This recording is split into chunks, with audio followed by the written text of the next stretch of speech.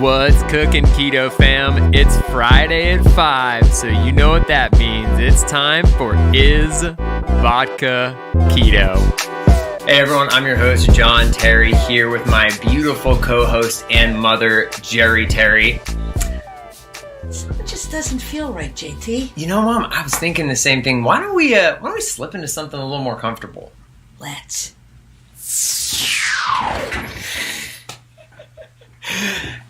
Hey everyone, welcome to the second episode of Is Vodka Keto. Cheers, Mom. Here's to you. Here's to you.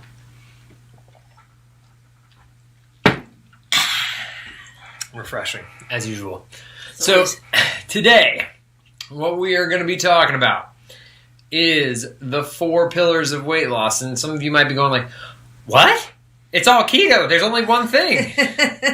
I eat the keto and I'm look like Bruce Lee. Yeah. No. So there are 4 different legs to a weight loss and to body recomposition. Mom, do you know what the first one is? I wish you would tell me, John. Okay. The first one is obviously keto. How much sugar you eat? I was going to say ice cream. So how much sugar you're consuming is going to influence how much you're spiking your insulin. And when you spike your insulin causes your fat muscles to soak up the sugar. And we're trying to avoid spiking our insulin because it also has like just a host of negative effects. Like diabetes is when your body can't control the amount of sugar that's in your blood, and some of that is from insulin resistance. So by reducing the amount of sugar we take in and reducing the amount of insulin spikes that we have, we can help our bodies be less fat, right? They're absorbing less fat, and then by isolating the carbs out completely, we can trick our body into going into like a semi-fasted state, right? So that's all ketosis really is like mimicking, the ketogenic diet is mimicking a state that your body would be in naturally during times like when you were sleeping, right? Because like at a certain point during the night, even if you're not keto, it depends on what you're eating, but during the night, your body is going to use up all of its glycogen stores and it's going to run out of fuel, right? And so, or if you're fasting for a long time, right? Let's say, you start fasting, eventually your body eats all the glycogen, it switches you over into ketosis, and then your body starts producing ketones, which it can use as fuel. And so by doing the ketogenic diet and cutting out the carbs, you can get your body into that fat loss promoting state of ketosis without having to give up food entirely. But that will bring us, Mother, do you know what the second pillar of the weight loss chair is? I wish I had brought a chair of some kind so I could show everyone, but that would probably get in the way. Yeah, I actually looked down. I was like, these aren't the joints you were looking for. No, son. I'm sure you're going to tell me. I am going to tell you. So after the first leg, which is being keto, the second leg is how often you're eating, right? Because just like what you're eating can dictate how often you're spiking your insulin levels, how many times you're eating in general. Because even things that are not high in sugars will have impacts on your blood sugar. You don't believe me? Eat some steak, check your blood sugar. I promise it will be affected because your body breaks stuff down and then uses the bloodstream to absorb it. So a whole host of things are going to happen whenever you're eating food. And if you don't eat food for longer periods of time, you will be able to minimize those insulin spikes. And for some people, that just doing fasting alone can be a huge way that they can make sure that they are managing their weight. But it is for us but one pillar of our 4 pillars. And then the next pillar is pizza. Over 3 here, Mom. The next pillar is how much are you eating in total? Because guess what? Even Calories still count. They do. If you eat one meal a day, but it is 12,000 calories of bacon, it's still probably not going to... And honestly, a little nauseating. You will throw that's up. That's a lot of bacon, and I love bacon. I've eaten a whole pork belly before like that. I have. Yeah, true. I have eaten a whole pork belly like that. I need to make a pork belly soon. I'm down. We need to get the smoker fixed. But okay. So if you eat too much, it's gonna stop you, right? And so then the fourth thing is exercise. So exercise can be it's like a little mini leg chair. It's got little 2-pronged chairs at the bottom because you got strength training and aerobic exercise. You want to do both, right? You don't want to be someone who's just doing cardio all the time. You got to have some lean muscle mass, and you don't want to be just a meathead who never does any cardio because, there are a lot of health benefits to doing cardio. People will debate you on whether or not it's good for your knees and how you can do cardio. And we could have a whole episode, and probably will at some point, on the different types of working out. But in basic, you're burning calories when you're working out, and if you're building muscle, bigger muscles need more calories. And will burn more calories when you're just resting. So in effect, do cardio, work out, and you have gotten that leg of the chair. And this is where the chair analogy is really great, because what happens is that those are the 4 things, right? And you can do one of them and mess up your chair, right? You can slide out of the chair, and they all play a part, right? To have a balance, to be able to sit on the chair long term and to really be living an optimal, healthy life, you want to at least pay attention to all 4 of those things, right? I'm not saying, it's not like if you have carbs one day that you are going to ruin yourself, but you can also kind of use the chair to your advantage, right? So like if you know that you're going to be having a meal, say you're going out to your favorite Italian restaurant and, you want the ragoon pasta, right? Or whatever. And you're like, this is what I'm going to do. You can use this knowledge of the 4 legs of health and weight management to be like, okay, well, I'm just going to fast until I go there, right? Or I'm going to, not eat as much the day before. You can play around with it, right? Because it's all, while you can think a bit about it on a daily time frame, also think about it on a weekly time frame, and on average, when you think about your calories like that, especially how many you're eating consistently, because you can get into it where it's like, oh, I had a little bit less yesterday, so I deserve to eat 2 pints of Halo Top today. Now here's or Rebel. No, I don't really. Here's the thing.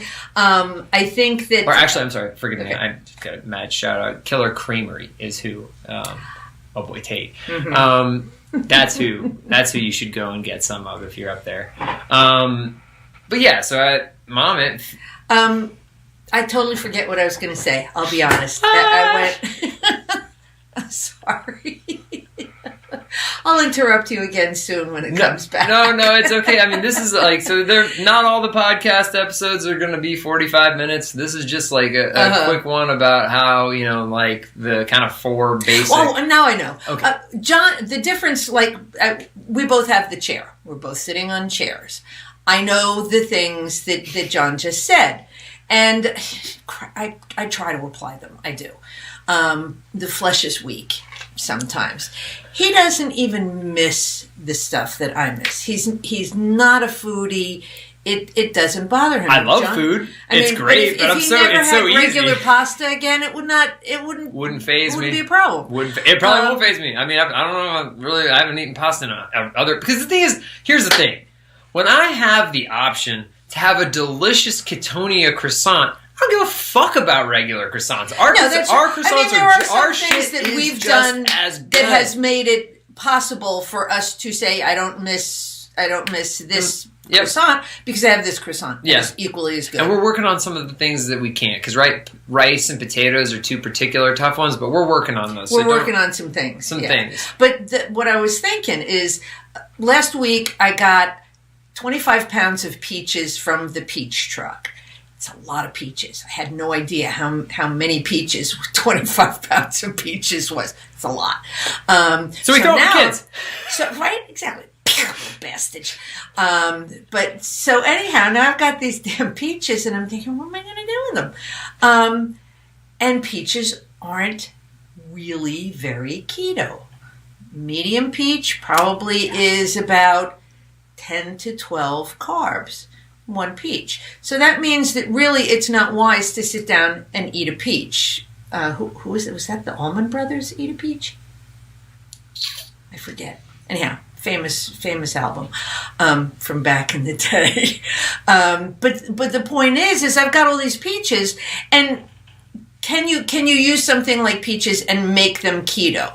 Well, if you are going to make peach ice cream, and you're going to keep your peach ice cream to a half a cup as a special treat to make you can be able to continue doing keto.